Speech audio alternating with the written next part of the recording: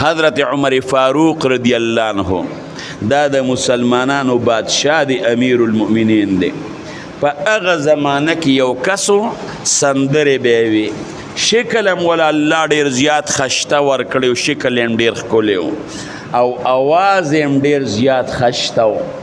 د ده نه چې به خلک خبر شو چې پلانکي ځای ته راځي په سوونو خلک به د دغې مجلس ته راجمع شو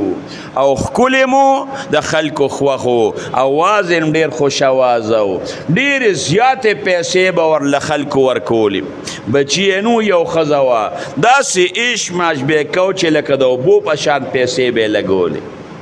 چې کله دی مسلمان شو او بوډا شو بوډا لاسونو یې کار پرېښود خپو یې کار پرېښود سترګو یې کار پرېښود غوږونو کار پرېښود طاقت پکې نشته په همسو په کونټۍ باندې ګرځي خولې کې غاښونه هم نشته سندرې هم نشي ویلې ځواني پې تېره شوه هغه حایش او ښکلېوالی هغه په چیپړوالي مخ باندې بدل شو سندرې نه ویلې کار یې خراب و ښځه یې مړه شوه بچي یې هم نو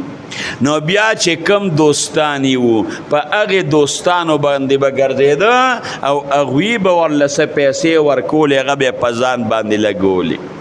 اخره کې هغه دوستان هم ولدي کې ورکړې چې زه مړه په تا باندې موږ سپړه خو نه یو تر کم وخته پورې به تا له موږ پیسې درکوو د باندې دوه درې څلور ورځې په ده باندې لوږه تېره شوه چې سوچ یې وکړه چې ما ټوله زندګي د الله په نافرمانۍ کې تېره کړې ده او ټوله زندګي مې په ګانو بجانو کې تېره کړې ده نن خو زما په لاسو کې طاقت نشته نن زما په خپو کې طاقت نشته نن زما نظر نه لګي نن زما غاښونه نشته زه خو ځان له یو نوړی ډوډۍ هم نشم پیدا کولی ارمان چې دا زندگی می د الله په اطاعت او په فرمانبردارۍ کې او عبادت کې تیره کړې وه نو څه ښه به وي د خپل ژوند نه مایوسه شو مایوسه چې مړ شم څوک به مې جنازه مو کي که نه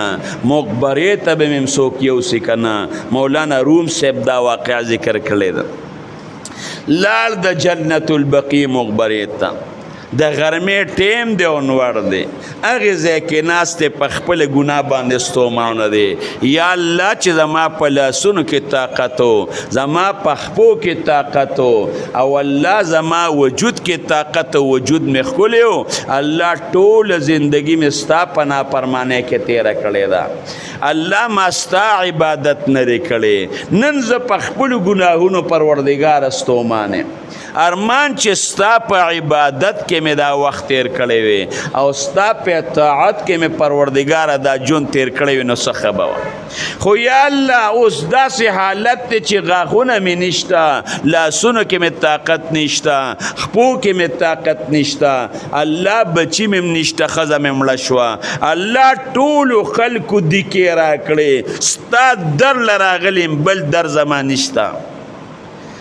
الله دی وخت کې به زه تا څه راضي کما ستا به څه عبادت وکما جاړي الله ته سلګی رب العالمین ته وایي ټول عمر یې د الله نافرمانۍ کې تیر کړی دی نن په امسا او په کونټۍ باندې او په عصوا د جنت البقیع مقبرې ته راغلی دی زه ځان به قبر او مقبرې ته رانږدې کړم الله په ما خو څو ورځې وشوې لوږه هم تېره شوه څوک نوړی ډوډۍ هم پروردګاره نه راکوي جاړي جاړي جاړي په هغې جړا کې ورله خوب ورغې او اوده شو خولې پې بیږي خو عجز په هغې ځای کې پروت دی خرړېږي اوده شو ښه برابر خوب یې وکړه چې کله د خوب نه راپاڅېد یو خوا بل خو یې وکتل دا سره غرمه د هېڅوک هم نشته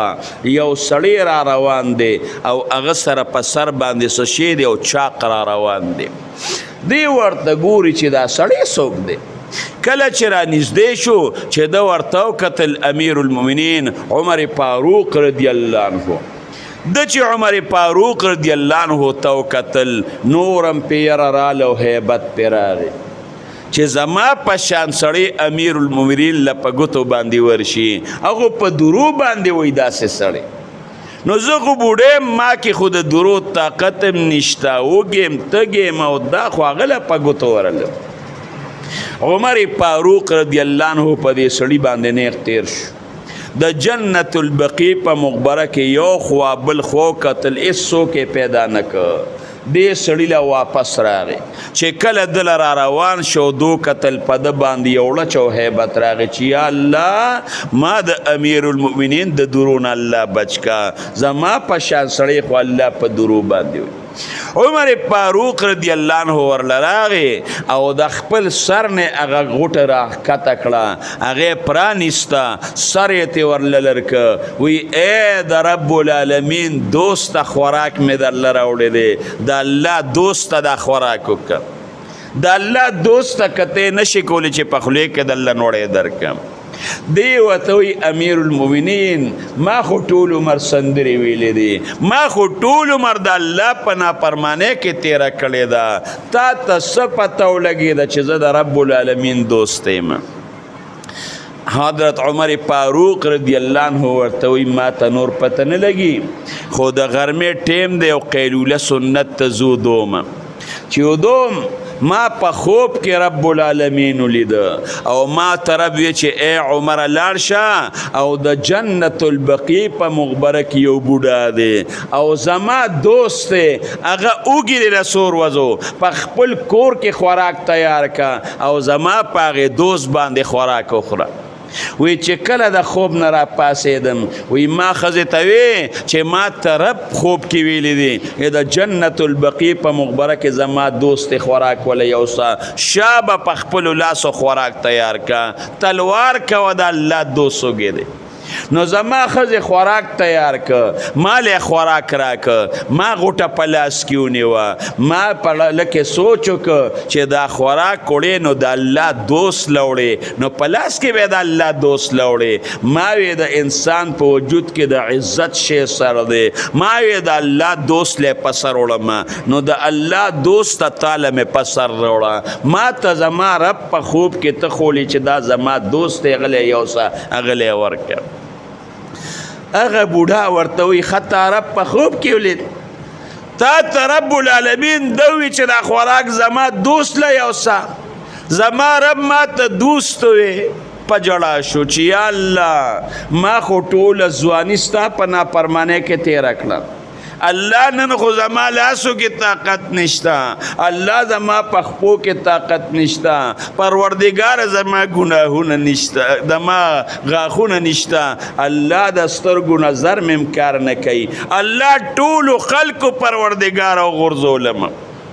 ټولو خلکو راله دیکې راکړې او چې تاله رالم ربه او تا ته مې توبه وښکه الله زه تا په دوستۍ باندې ونیوم ما خو ستا عبادت هم نه دی کړی یو توبه مې وښکه الله تا په دوستۍ ونیوم په جړا شو ډېر زیات یې وژړل ډېر زیات یې وژړل په هغې جړا کې د هغه نه څه ووته نو د دواړو جهانو سردار مبارک فرمایي التائب حبیب الله توبه کوونکی د الله دوست دی ټول عمر ځواني په نشو تماشو کې تېره کړه ټول عمر د الله نافرماني وکړه او ګناهونه وکړه یو ځل د الله ګناهګاره په دې ګناه باندې ستومانه شه ته وګوره چې رب العالمین تا سره څه سلوک کوي